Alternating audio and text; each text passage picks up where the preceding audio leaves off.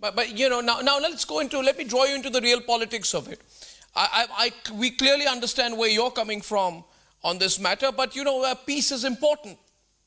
The world at this point of time is not crying for more conflict. Less conflict is required, de-escalation is required. The world has been through COVID, then Ukraine, and then, as you're aware, the situation on the Gaza Strip. And all those calling for peace would say, Mr. Pahlavi, that just let's keep the peace with Iran. Because the geographical position of Iran is extremely important. We need to keep the peace and the status quo on the Straits of Hormuz. We need to make sure that the Iranians and the Houthis are kept under control, that business is on as usual. Let's settle things down. Let's settle Ukraine. Let's settle Gaza before we open up another front, however much we may disagree with the Iranian regime. And therefore, I'm sure you're aware that, you know, there needs to be peace on the Persian Gulf. Iranians have been seizing ships. Recently, they seized British ships as well. You know what the Houthis have been doing. And Iran will leverage its geographical location to some extent when it negotiates with the rest of the world.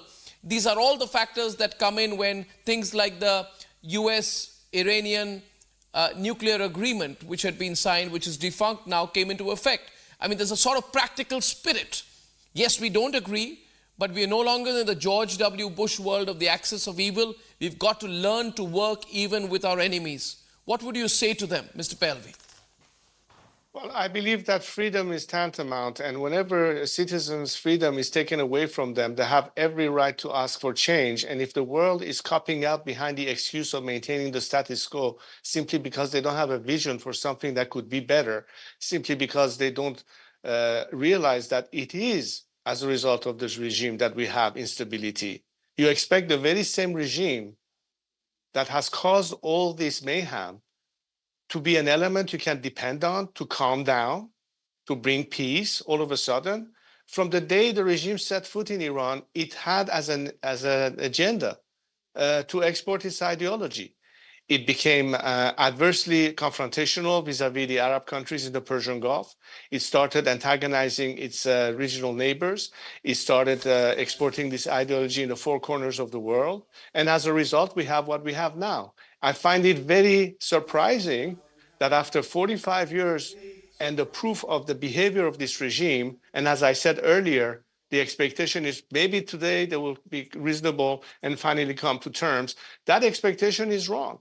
You have just wasted time to a point that now we are facing more challenges. Now, the only way, again, I repeat, the only way we can, for good, eliminate every element that is leading to this instability, which is tied directly to the nature of this regime, is to get rid of it. Again, at the hand and at the ask of the Iranian people, because the Iranian people are not going to put up with this any longer.